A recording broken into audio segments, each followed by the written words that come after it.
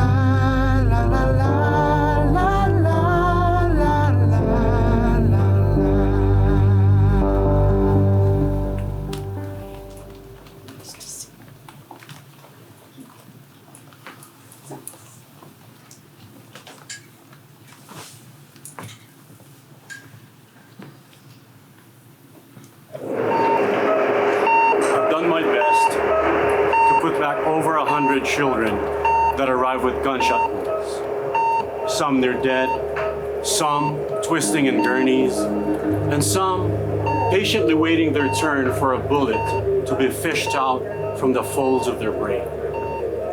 Sorrow has no place in surgery. We dare not cry over the child whose breath opens up like a transom of a frail house. The kind of sorrow that we feel over an operation table is not the definition that you find in a dictionary. Our shell-shocked minds must focus on where the child's body is broken, placing our hearts with the mother who weeps outside. There is a hidden weight in sorrow.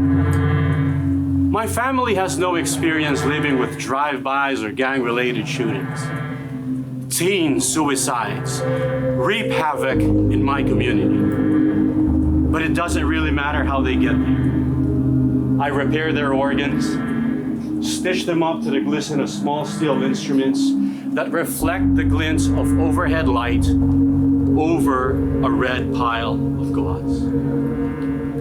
You may wonder why I'm so passionate about gun education and safety policies. Join me in the ER and witness a child's firearm injury up close. See firsthand the devastation that it causes. And you will see that when a child comes in with a bullet wound, the trauma bay becomes silent. Because I think everybody is at some level scared. You don't ever want to lose a life. But the gravity of holding a child's life in front of you who is bleeding out or could die swings back and forth like a pendulum over the room. When it comes to children, people don't understand everything. Their vital organs, the big blood vessels, they're all squeezed tight together. And unlike an adult, there's no buffering from abdominal fat nor protection from muscles. One bullet can create a huge cavity of destruction. And in some cases, the organs are beyond repair. The only way I stay centered when a child's life is lost is I think about their parents, what I can do for them. And later on, I think about my own child, my community, our schools, wondering, is it safe to send children out in the world? I need you to know that firearms is the leading cause of death for children and teens in the United States. Not to mention the harm that they feel when someone they know is shot when they hear gunshots. Also, please remember that the vast majority of child, teen, and unintentional shootings occur at home. Those are facts that clot my blood. For pediatric surgeons, this is a very fragile time and we live it mindfully, making sure there's not much distance between the cold hard facts, the soft words, and the gentle care that we offer to our younger patients, knowing that their time may be limited, but not dividing or counting their lives in minutes and days or looking for a miracle. We are not saviors. We just do what we are trained to do with all the love that we can muster.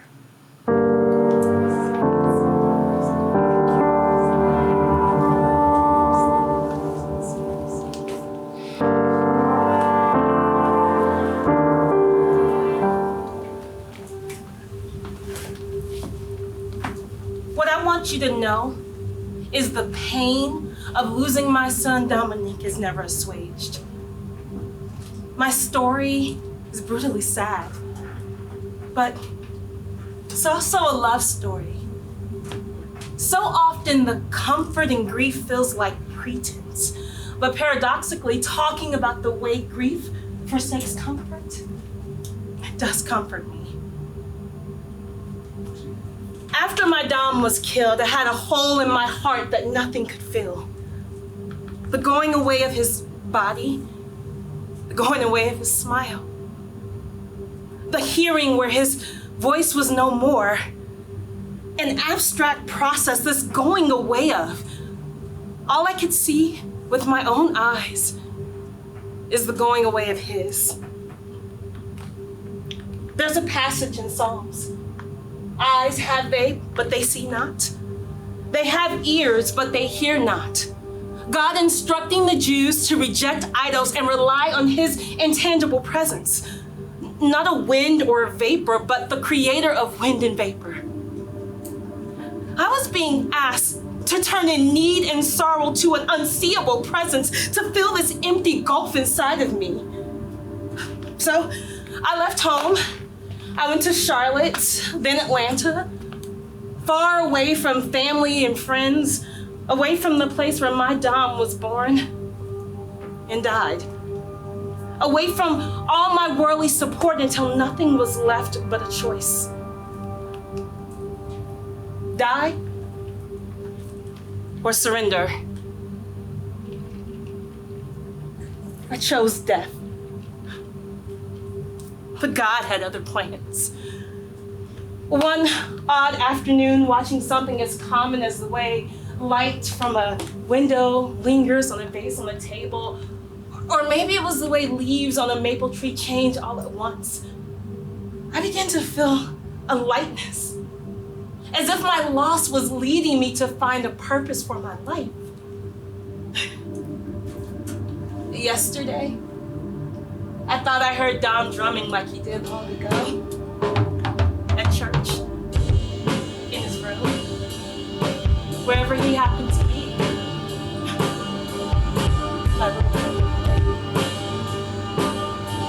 As I closed my eyes, I imagined the fine sheen of sweat on his face and hands as he tapped out a familiar beat, echoing the rhythm of a vibrating heart.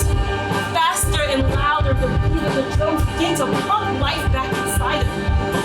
I began to dance, madly impassioned by the vision of his hands rising and falling in rhythmic time, boom, boom, booming with big, long, bright timbals, piecing together my mind, healing what was broken, driving me on, keeping me in the groove.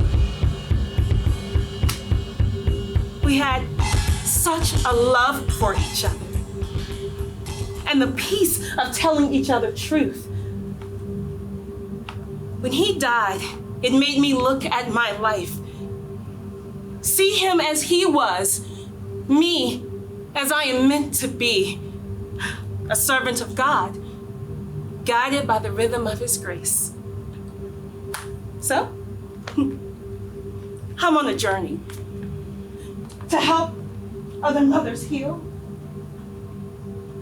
to help children find a meaning in life, prevent them from taking the dangerous path so often traveled by young boys living life without meaning.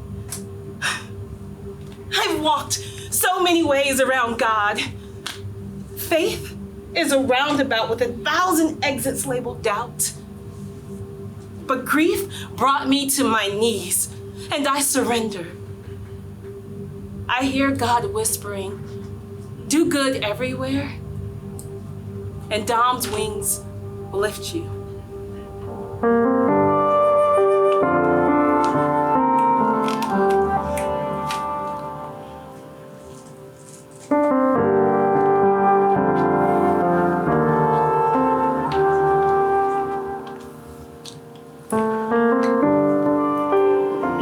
I remember my father's instructions.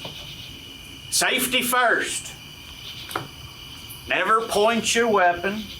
Keep your finger off the trigger. Assume a loaded barrel even when it isn't. Especially when you know it isn't. Don't pull the trigger. Squeeze it. Squeeze between heartbeats. Look down the sides. Listen. Soft. Now, squeeze. At home, we always cleaned our guns. First, we spread a white blanket to lay out the tiny parts, heavier than they looked so that they wouldn't get lost. Then I'd cut up little pieces of old undershirts to wrap around the rods. Dad knew all the parts, taught me the names of each one. It was my job to do the final buff. As we cleaned those guns, he talked, I listened. He might tell how he bagged a deer that year, or another one from some time back, or the one whose head now hangs over the mantel in our den. He also lectured me about safe guns. At home, he said, always keep your bullets locked in another room. But one thing Dad forgot to tell my brother and me was about gun safety at a friend's house. Sean was spending the night with Daniel, and in 1 second, a careless mistake stole his life and damaged the lives of us left on Earth. One irresponsible, not thought out action by a child ended Sean's life on July 3rd, 2009.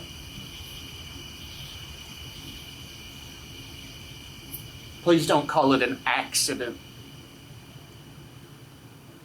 That undermines all I'm trying to do in sharing his story.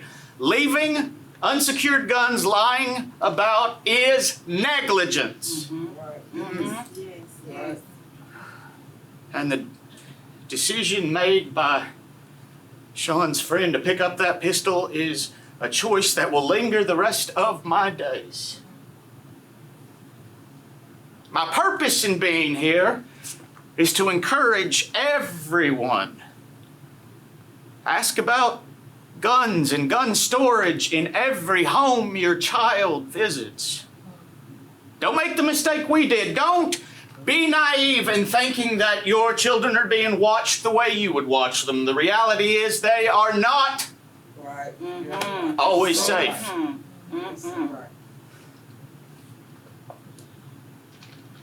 The pain of my brother's death by an unsecured gun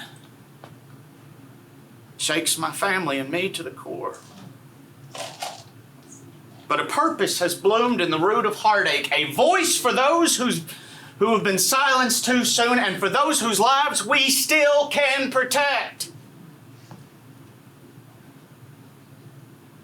We ask all of you, list all the children you want to protect. Call their names. Call their names.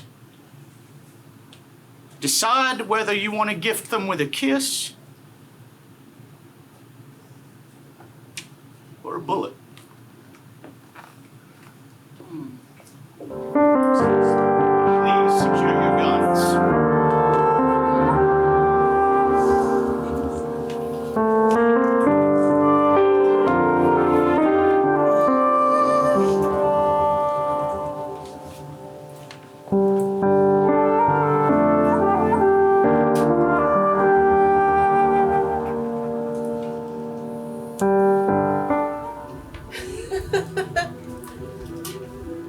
Cover that scar. Your stomach is so ugly, my sister called out. I could still hear the loud crack as the bullet ripped through my butt and lodged in my pelvic. You see, it wasn't the first time bullets ripped through my family. My granddad was the first I knew. Popped in a parking lot at Sandy's Liquor Store on Glass Street. First him, then me. You see, at times, family history was all I had to hold on to. But murders won't ever let you forget. I always knew the ways of bullets. I prayed that my sons would outrun them to their race to kill. You know, I wish that I could say that after a while you just get used to hearing that somebody got shot. You say, girl, leave it alone. Don't let it twist you around and mess with your head. But then you get a call. And that call is about your son. Ooh. Jordan. My sweet Jordan. They called him Darkside on the street. Darkside was anything but dark. He was tall and handsome. He was cute, y'all. Oh, God. I said he was handsome already. Brown face. Light shined from his eyes. I remember the days of know him when I allowed the winter to console me of his boorish grades. The Lord have mercies. Grief's tent was everywhere I went. I just grew so tired. I grew so tired of just seeing brown boys drenched in red. Other boys cocking hammers with their thumbs.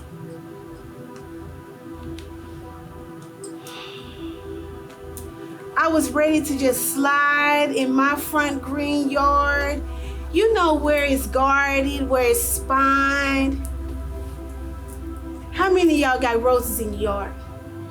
I mean, well, that's where I wanted to go. I wanted to go where I smelled fragrances, you know?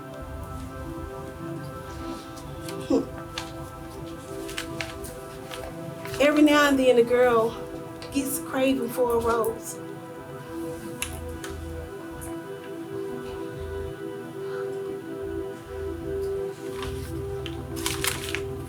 Well, just my luck.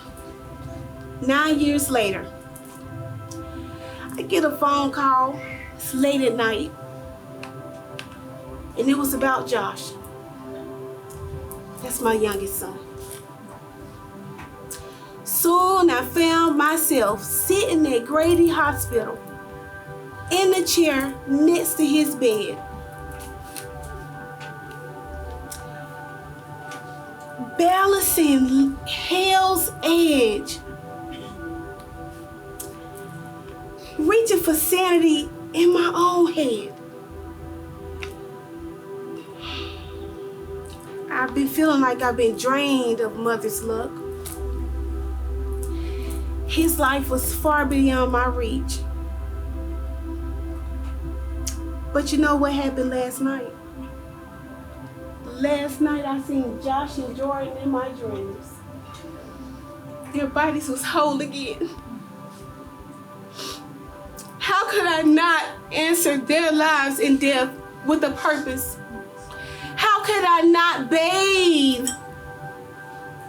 How could I not bathe in the light of their wounds and create something good? So I decided to share my story.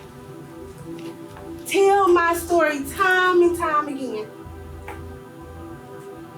I wanted to turn this into something that moves. You see, life is dangerous sometimes, but it doesn't have to be. There's always this slide between silence and speaking up. And what we cannot say, well, we say it anyway. Well, I may be short and everything, but I'm a little loud. So that's why I'm speaking up again and again for peace, for Jordan, for Joshua, and all the others, even the boys they kill. So I implore you to leave me tonight with still thudding hearts. Love y'all. I love you.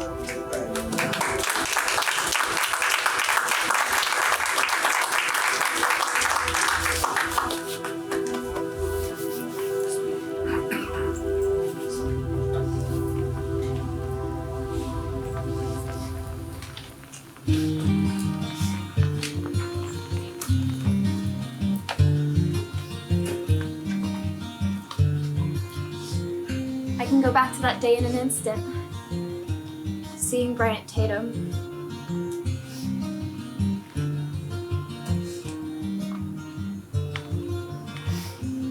I want you to know about the victim. Bryant Tatum, a young black 22-year-old student and junior varsity basketball player at UTC, who was murdered by a serial killer that targeted Jews and interracial couples.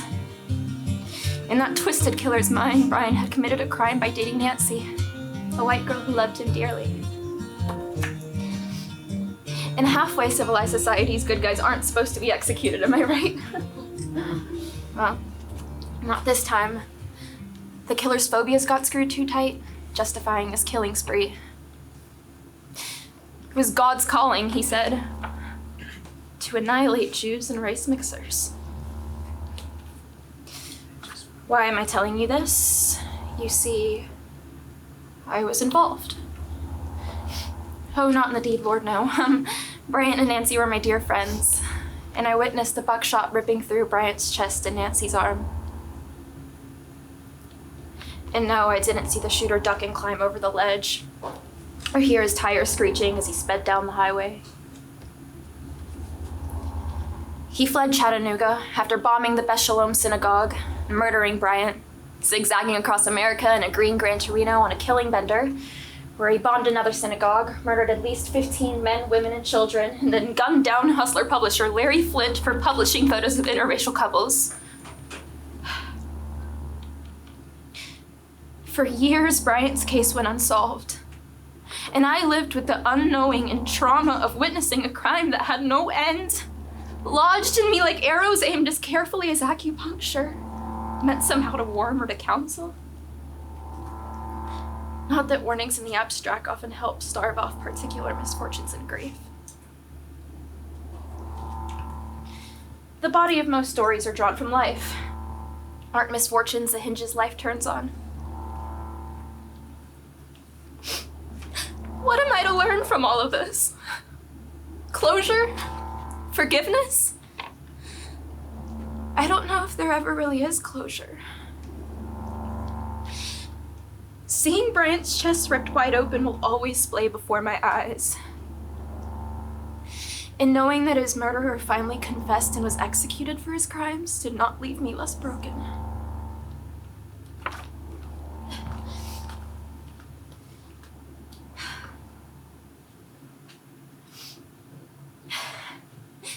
What I do know is the power of kindness as it saunters in grief's door. I feel it push shadows aside, allowing the spring rain of loving care to calm swells of pain. Hate is a false witness. Healing happens when I help others. Kindness returns kindness tenfold. This I witness every day in my paralegal practice. And so, I have become the old woman who doles out love like dollops of butter on dry biscuits, offering a little more than anyone could ask. A little more than anyone can take at times, but as Gandhi said, an eye for an eye only makes the whole world blind, so I choose love. When cruel deeds play out before us and we're stripped from our innocence, sometimes a friendly voice is enough to still the water and quiet the false witness that says humanity is beyond repair.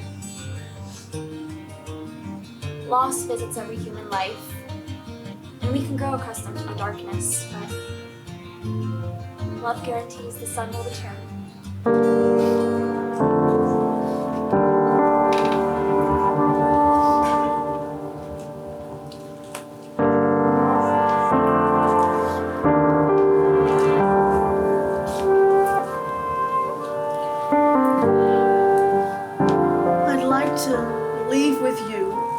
A scripture that has helped me.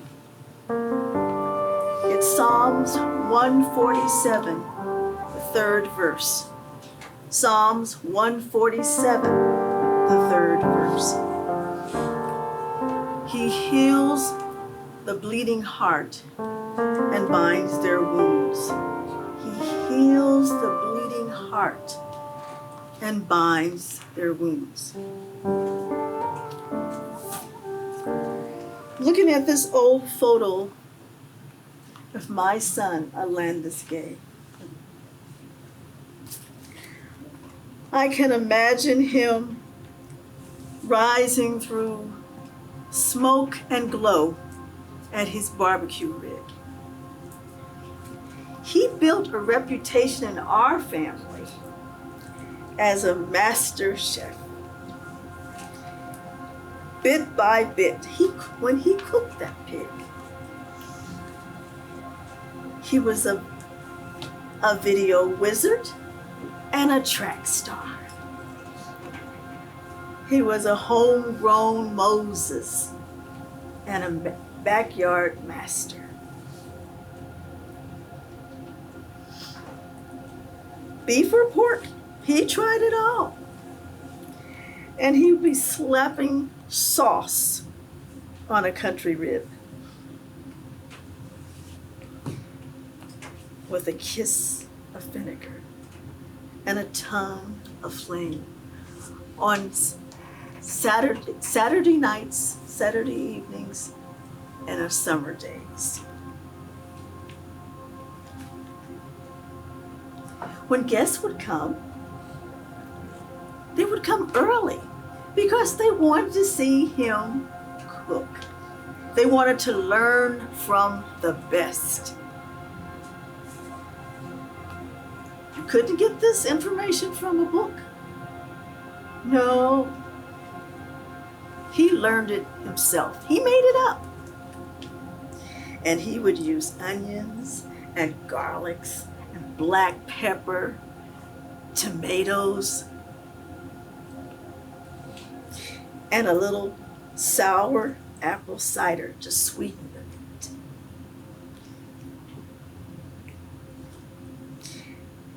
And we would gnaw on the bone until it was clean.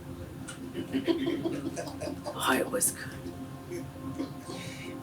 And you would hear a handmade silence on every tongue.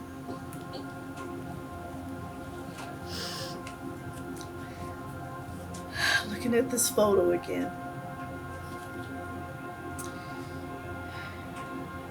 you can see he was his mother's child. He was smart, clean cut, with his yes ma'ams and no sirs. And he would have me giggling in the kitchen and shooing me out of the kitchen so he could scrub the pots clean. But that changed everything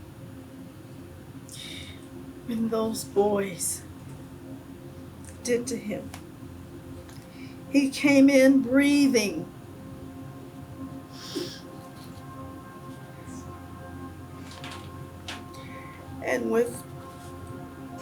And whole. But those boys, what they did to him, he never asked to be anything but cooking and laughing. And maybe owning his own spot. Alandis Eats. Yes. With sauces simmering in the back.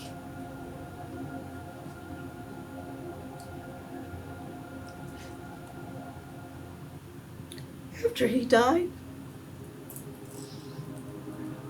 the pain was so intense that I felt like ending my own life. But I had Alandis' son, Kamon, to raise. And I would teach Kamon to cook and whisper the recipe of his daddy's secret sauce. Turn the pork often. Don't let it char. Keep the fire down low. And don't cook in haste. And pass along the gift to further generations. The smells and the tastes of his family and where they come from. And I will teach Kaimon to walk away from violence. It's not worth to win a fight. I have hope for his grandchild. I want him to associate with good kids and be educated and build a strong career for the long haul. But I'm not leaving any of this for chance. No, he will be tucked away under my wing.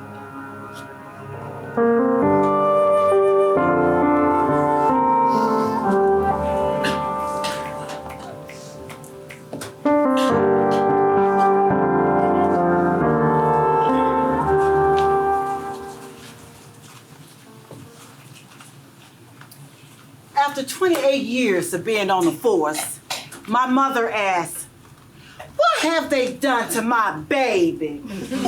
My easygoing, soft-spoken girl." She speaks of the day when my ever-present smile began to slowly fade away. Each homicide repainted me, kicked me a little sideways, made me breathe air differently. When a bullet enters the brain, the head explodes. I can't think of no soft comfort for the mothers nodding their smooth brown hands who stands doubled over their sons, covered in white sheets. I imagine their high school yearbooks. Photos look nothing like the plastic bag of boys stored and dated in a cold room of the morgue. Yes. I still remember their stories. The mothers who explained to ease their own hearts. "He was a good boy." The pleading, "Save my son, please." With the cut rate cure, Jesus' name. For 28 years, I awoke every morning, pinned the badge to my chest, hit the streets with the smell of death in the air, cries from a city in pain. As war raged on. In East Chattanooga, I saw dark-skinned bodies fall into the ground in bullet-ridden streets, just as their ancestors fell before, wilt and still. Their last blood pulling, their last breath spitting. Every night, I was out in the street, sucking it up, blowing it out, keeping my cool, risking it all. Front seat witness to death and its inglorious shades. Suicide, homicide, abuse, neglect, all taking its toll.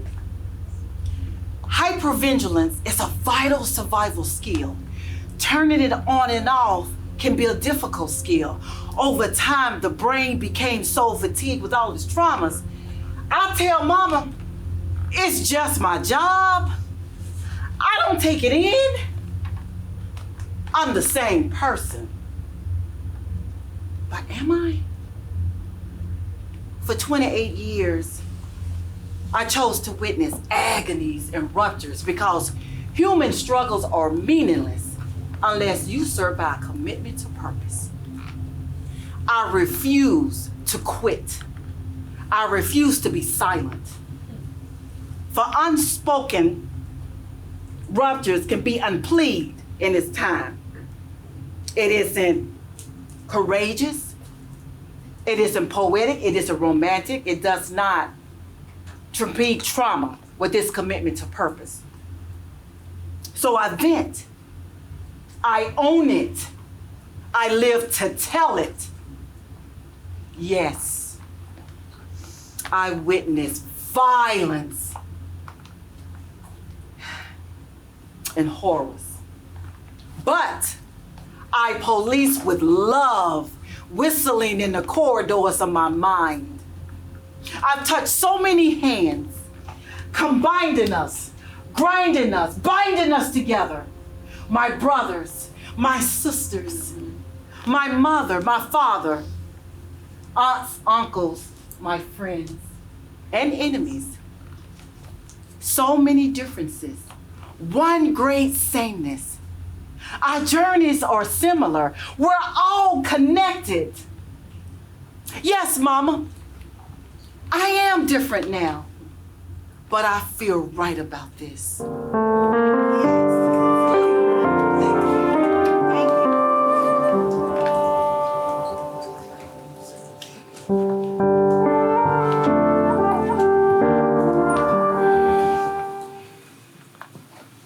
To write is to love.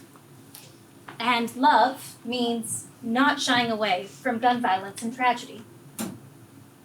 I fell in love with words long before I decided to be a playwright. There's beauty in fitting things together that typically don't belong, be it words or people. Oh, like friends and armed robbers.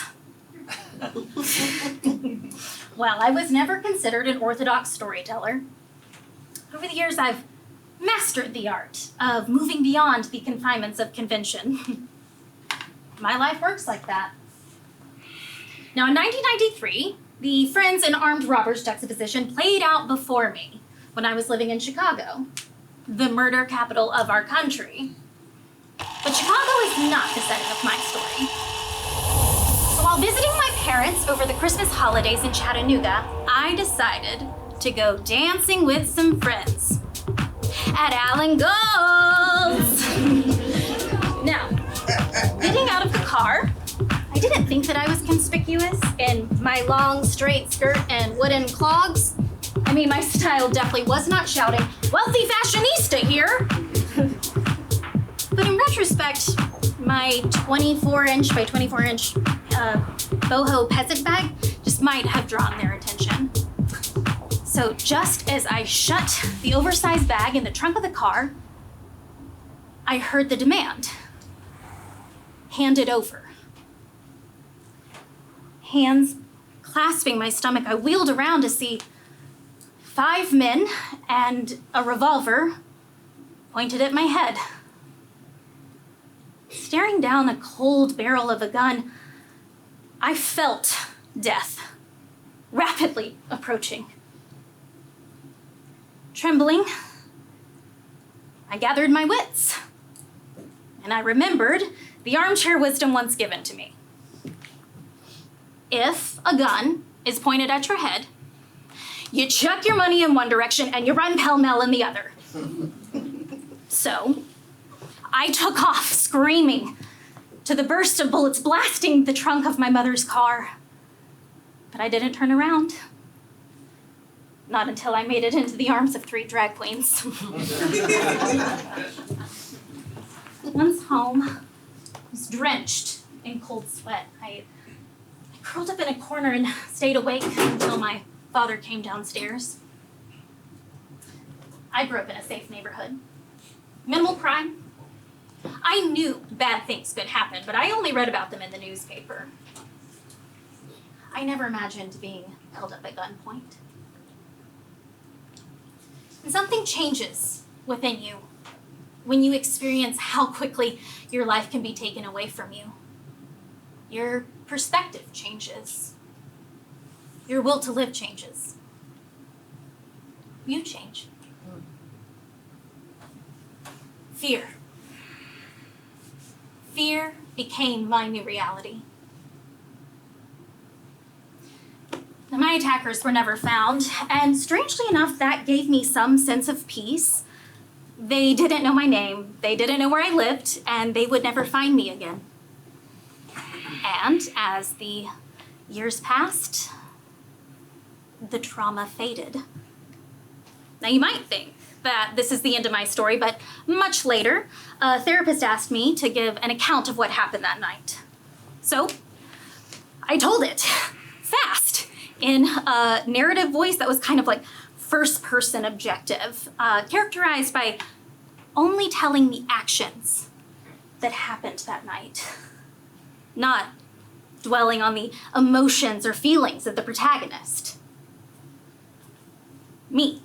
Now, first-person objective can be utilized to great effect. It's much like Stephen King utilizes in his memoir on writing when he's describing his experience in a near-fatal car crash. It was the angle of being a little removed. It really worked for me. So, here I was in the therapist's office, speaking fast, telling my robbery story in a deranged version with a narrative voice, and the therapist did let me finish. And then she calmly stated, "You have PTSD."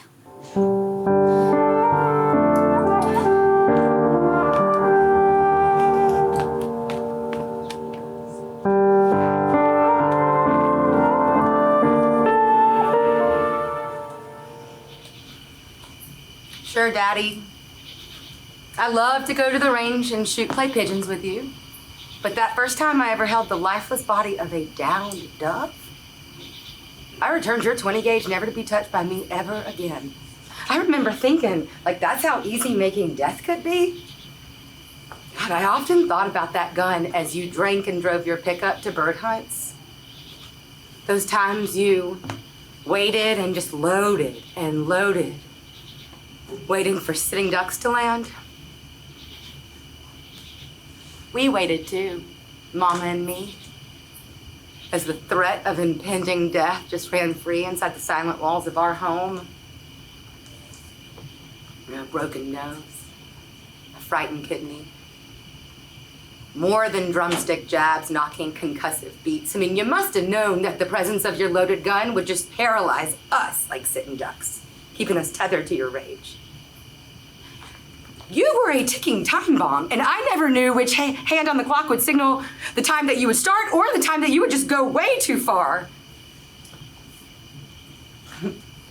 We rarely spoke to one another in this house that just was fueled by fear. But when you did speak, it was in the language of wolves, the snarl or a curse or just a brief flash of fang. One night, I locked you out. And it all came to this fated climax. Your drunken shot, it blew away the back door, and I just knew you were coming for me, ready to pay back my revenge. Never mind the cruel drunken rages or the beatings of my mother and brother. All of it was just boiling in that gun barrel. And then I saw you. You were bold. You were staggering. And your body fell to the floor, and your eyes were crying. You were lost in this blind madness until you passed out. I was beyond mercy when I filled out the warrant for assault with intent to kill. They took you away in handcuffs, and I had longed for it. I dreamed of it. I had prayed for the day that you were gone. But it's never any good when you beat your old man.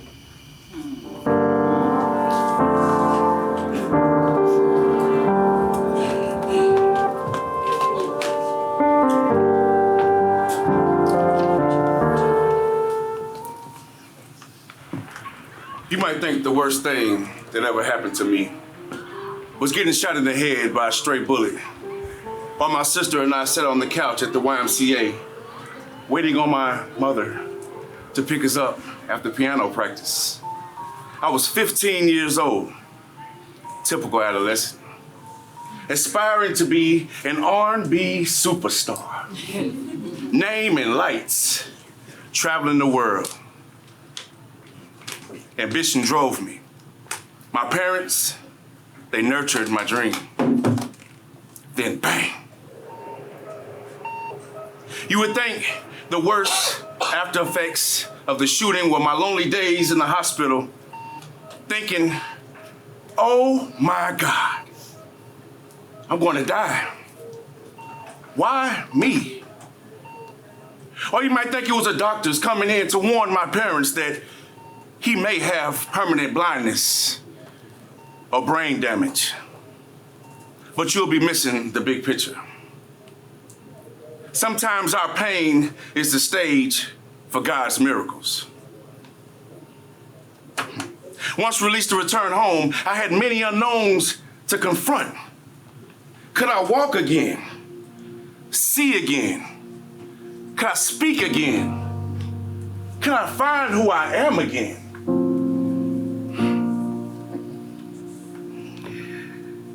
Oh, they say my recovery was a miracle. But that also will be missing the bigger picture. The most difficult pain in my life was about survival. Healing is hidden in the most unexpected places, in brokenness, in pain, despair, and struggle.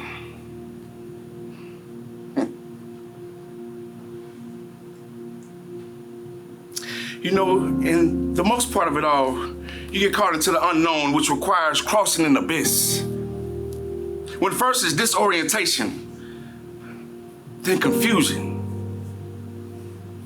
then emptiness.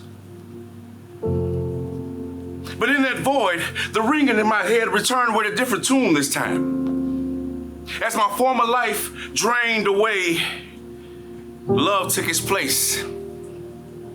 Because yes, I'm certain that I was loved back to health. The man who I didn't know, who cradled my bleeding head as the ambulance came, who kept saying, "Pray, son, you aren't going to die." My mother, who whispered in my ear in the hospital bed, "Follow Jesus." As she held my hand, "You will wake again." My father, who agreed to forgive the boy who fired the bullet. And the boxes of cards, friends, acquaintances that just showed up to sit with me for hours. And all the prayers, so much love. At every juncture of grief, when my spirit was broken to the point of no return, selfless love mended it back together. Finally, I began to see the big picture. A seed eventually blossoms into the most beautiful flower, but first, it must break down, crack open, go through the mud with no guarantees, and give over to instinct and faith. My early ambitions based on fame were fool's gold. Amid my suffering, love came in. I became companionable, brotherly, then fierce. But after love came direction. Because without direction, without love, without direction, it's like a cheap blanket. Even if no one is harmed, nobody is warmed. That bullet redirected my path. A desire to reach the stars has morphed into the desire to reach hearts. And I no longer ask, why me anymore? But rather, why not me?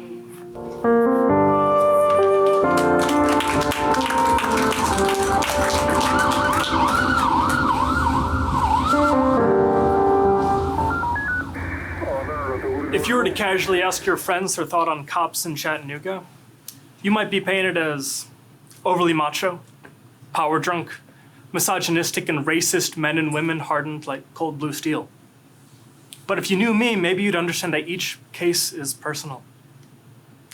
I carry them close, see victims in the survivor's eyes, and imagine how it'd feel to bury my own child.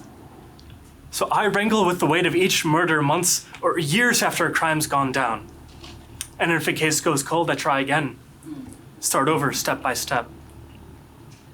If you could see what I've seen, how my heart breaks over a mother's pain when she answers the door at 3 a.m. Or the grandmother that I failed to save from the gang who shot her because she refused to give up her grandson. Could I have gotten there quicker? Could I have protected her? So many questions I ask myself as I return to the office and prepare for the next call.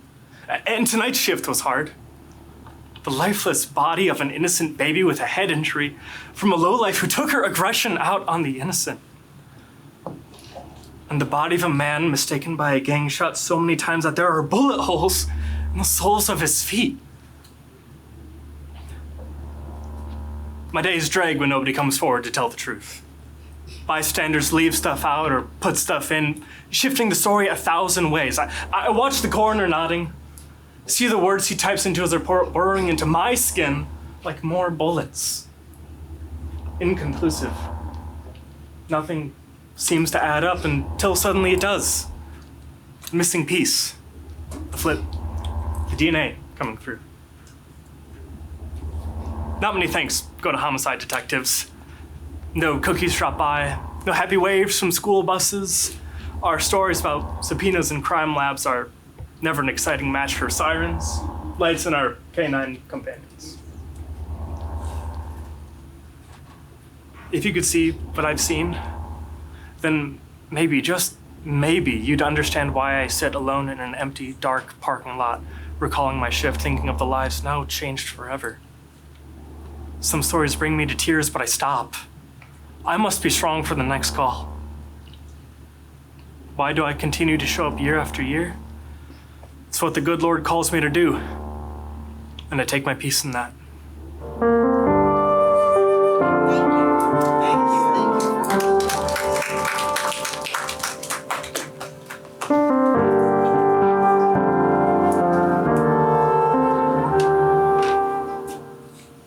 Brother, I loved your stubborn luster. Oh, sure, we argued sometimes, but doesn't the word argue in Latin mean to make clear? One thing that's clear to me now, your soul was always bound up with mine. In the garden of life, you were a rose with no stem, and I, the gardener, swept away the fallen petals. When they told me you took your life, it sounded like a trick at first, a scheme you would have masterminded with your silly self. Oh, I never saw it coming. A gun? For years, I was saturated with the past. The memories of you I kept tumbling back into, wondering what I could have said when we spoke on the phone 3 days before you died. Didn't you know that the hardest thing about death is that you don't always get a chance to say goodbye? We were from a traditional Southern family who would seal away your parting until it became a flickering blur of headlights through a dirty windshield. Like a secret we were never ready to let go of. I remember thinking, why are all these people oblivious to my loss? Later, I was told that grief is love with nowhere to go. I was at a standstill. I longed to put your head in my lap and read you a story. A version where I'm not left with all these people who didn't seem to feel you like I did.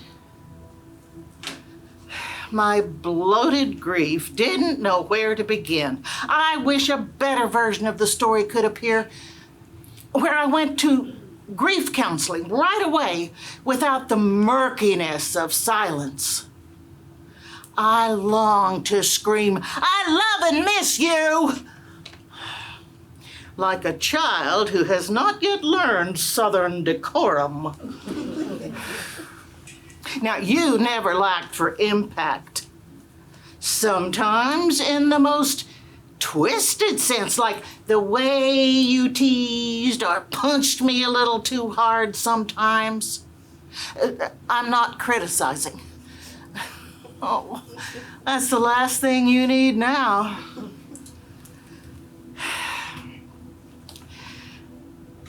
I wish there were a version of the story that didn't already have an ending, where I could tell you You broke my heart in a way that's more nostalgic than sad. And you would blame it on our childhood, and we'd smile and remember what it was like to be reckless. It's been many years since your passing. And let me tell you, even healing hurts.